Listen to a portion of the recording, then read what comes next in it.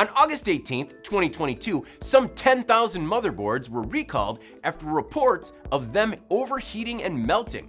Asus issued a recall of the ROG Maximus Z690 Hero motherboards after the company discovered that a capacitor on the board was installed backwards, causing the products to short circuit, overheat, and melt. It also poses a fire and burn hazard, but thus far, no injuries have been reported, according to the Consumer Product Safety Commission.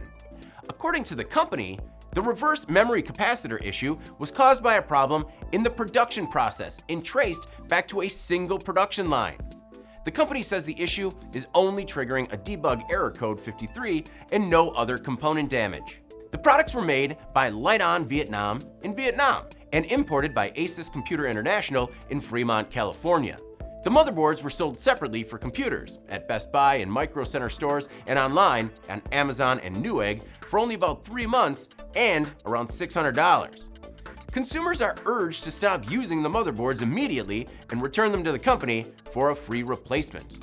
The recalled motherboards have part number 90MB18E0MVAAY0. You need that again? I'm not going to say it. With the serial number that starts with MA, MB, and MC, which indicates that they were made in 2021.